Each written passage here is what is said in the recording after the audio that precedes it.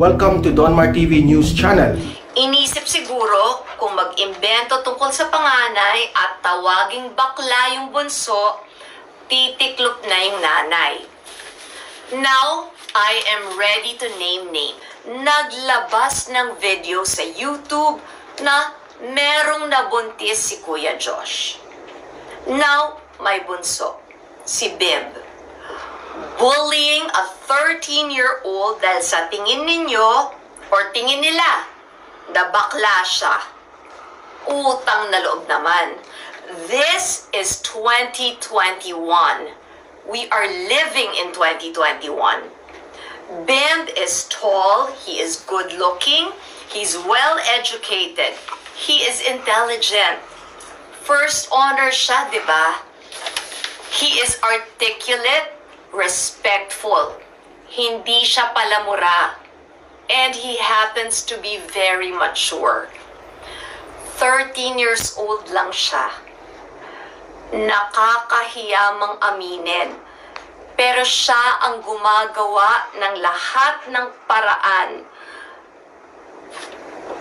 para lang gumaan yung mga problema ko at para mapaligaya niya ako. Since I said I will be naming names, we recently discussed Herbert. Para no questions, Herbert Bautista. Because the two of us tried to reconnect.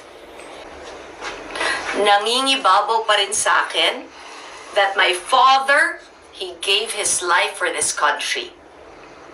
Sinabi niya at napanindigan niya, the Filipino is worth dying for.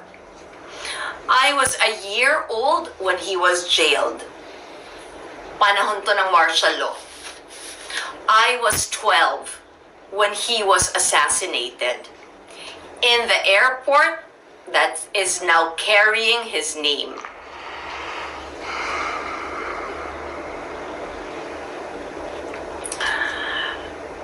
And you know what? With everything that has happened, I still continue to pray for the current administration, for this government that is ruling us right now. Dahil kung pumalpak sila, tayong lahat, tayong mga Pilipino, tayo ang babagsak. Maling oras ito for political divisiveness. Millions of Filipinos are now jobless. Millions are hungry. Marami na. Millions have lost hope.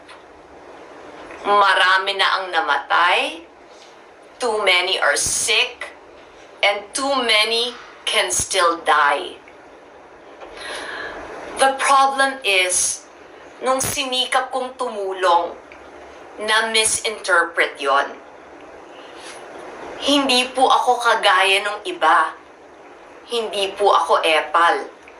Wala po akong agenda. Tumatanaw lang ako ng utang na loob. Because my mom taught me, there would be no Chris Aquino if Filipinos did not support or believe in you. Mas lalong hindi po ako kagaya ng iba. Kasi ako po, nagbibigay galing sa bulsa ko. Nagbabayad po ako ng tamang buwis. Wala po akong history na nagnakaw ako sa taong bayan. Nabasa ko po ito in a DDS blogger. She wrote about this. She said, alam ko raw yung first law of power. That's true. She even quoted me. Kung Duterte ang tatakbo, ibibigay ko na po sa kanila yon kasi wala kaming malalim na ugat, sugat, at hindi sila ang kaaway namin. This was referring to the 2013 elections. Tatapusin ko to by saying, who actually benefits by erasing the legacy of my parents? Sino ang nagtanggal ng freedom of speech sa Pilipinas? Sino ang nagpakulong at nagpapatay kay Ninoy Aquino? Let's go back. President Duterte started his political rise during my mom's administration. Legacy po ng nanay ko ang peaceful transition of power. This yellow. Nagbuwis buhay ang dad and mom ko for our country. And ito ang kulay nila. It is for that reason that I will not allow anybody to taint the symbol of their sacrifice. I have no party affiliation. Pero alam ko kung sino ang napatalsik at gustong-gusto kaming gantihan dahil kulang para sa kanila na pinapatay na nila ang dad ko.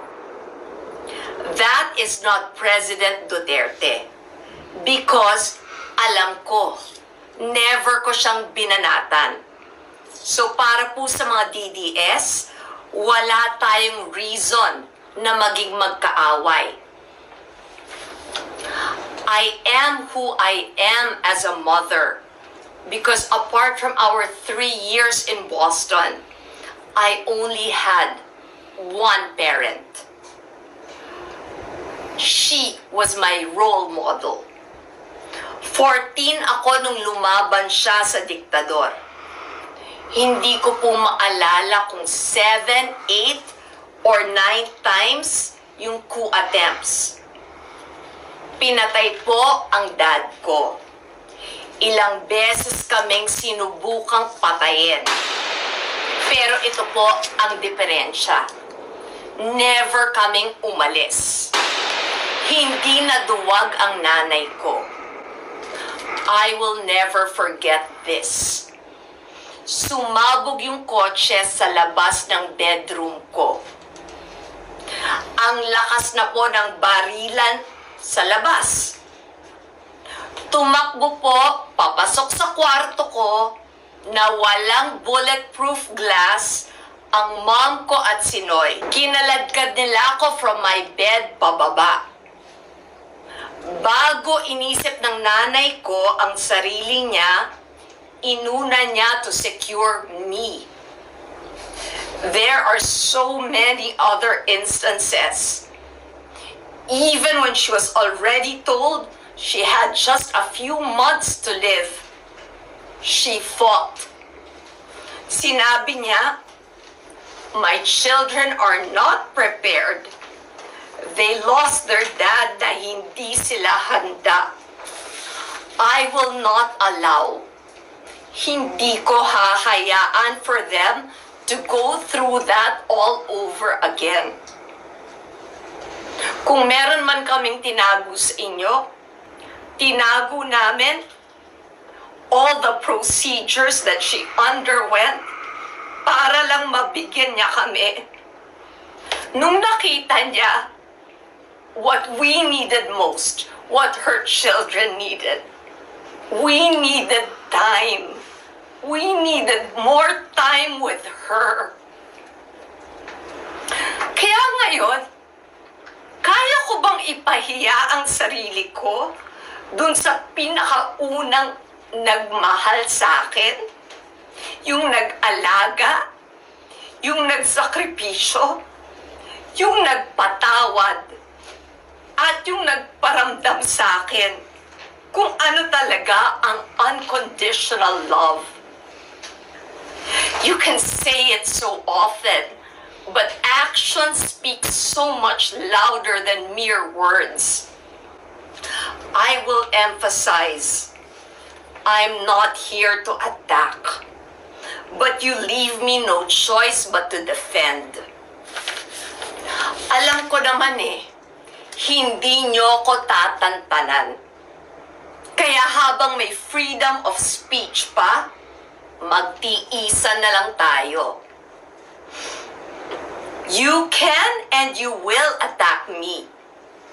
But, karapatan ko. ipaglaban ang dignidad at pagkatao ng mga mahalaga sa akin. Clarify natin yan, ha? Who are the people who matter to me?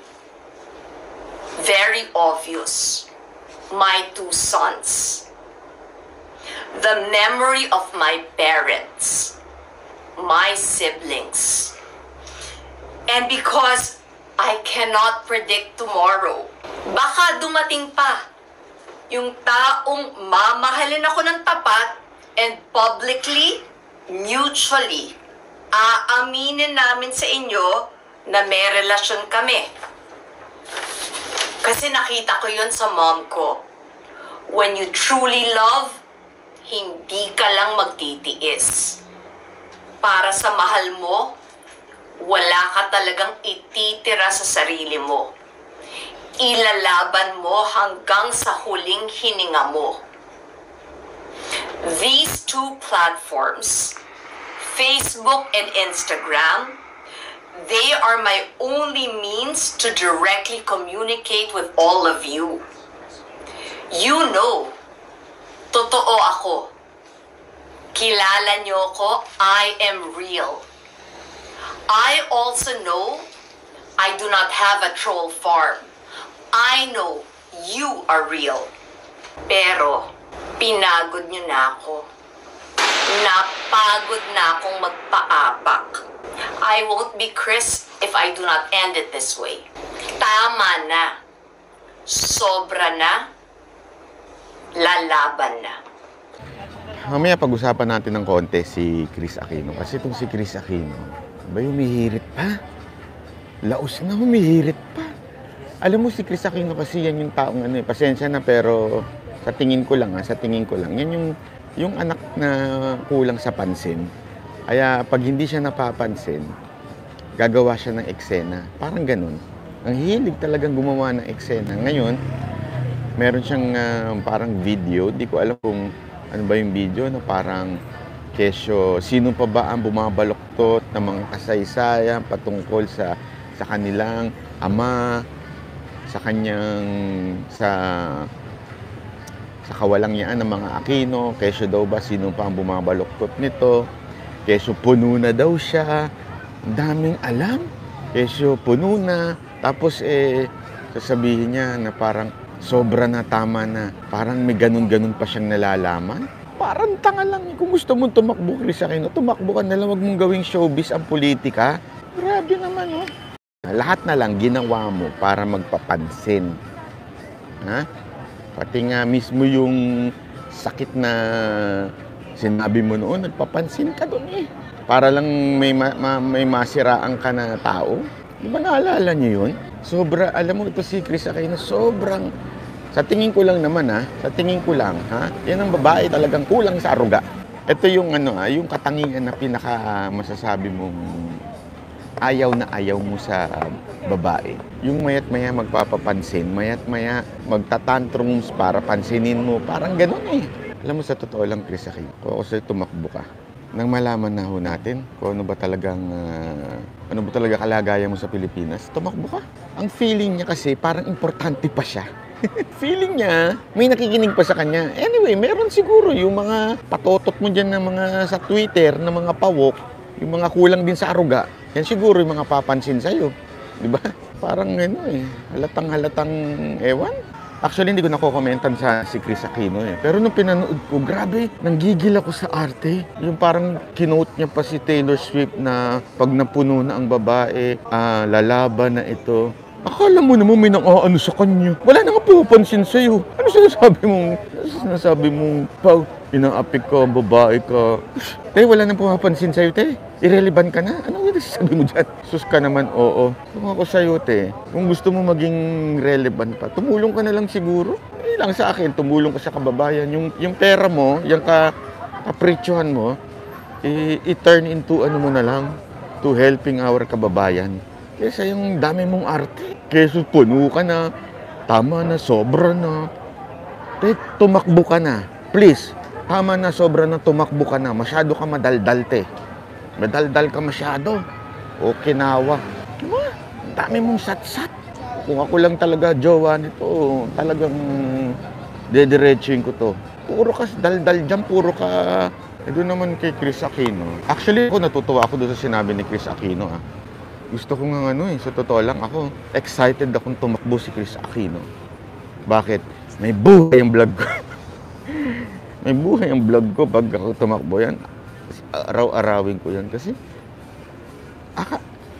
si Chris Aquino, feeling niya talaga ang laki ng contribution ng pamilya niya sa bansa natin.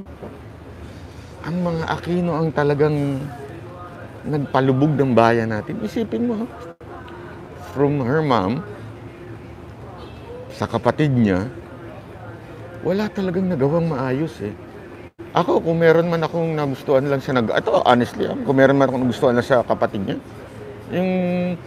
yung walang wangwang, walang wangwang, yun lang ang gusto ko dun Ito, totoo yun lang ang nagustuhan ko. The rest, wala na. Nabuwisit na ako. Wala Pasensya na, sabi ng iba, ba't daw ako nagla-live? Kasi, pasensya na, dapat rest day ko today. Kaya lang, na-excite ako dun sa sinabi ni Chris Aquino, parang nagpapadinig na tatakbo daw siya. Go, Chris Aquino, I love it. Tumakbo ka na, nang mapagod ka na sa buhay mo. Intindihin mo na lang yung mga anak mo. Anyway, pareho mo lang din naman sila. Pare-pareho kayo ng ugali. Intindihin mo na lang sila. Mas maganda pa, para maging ano ka na lang, maging mother ka na lang. That would be the best thing that you could do in this life and contribute sa society natin. Maging mabuting ina ka na lang. Huwag mo nang pansin, huwag ka na sumali sa politika. Dadagdag ka pa sa sa mga salot. Pero okay lang din kasi at least meron tayong topic. Tsaka totoo naman nanalo lang naman si Noynoy. Isipin mo ganito na lang, i-research ninyo kung ilan ang batas na napasa ni Noynoy. I-research din ninyo, batas nung panahon na Senado siya at saka sa panahon na congressman siya. Isipin din, i-research din ninyo, kung ano ang attendance niya sa Senate at saka sa Congress.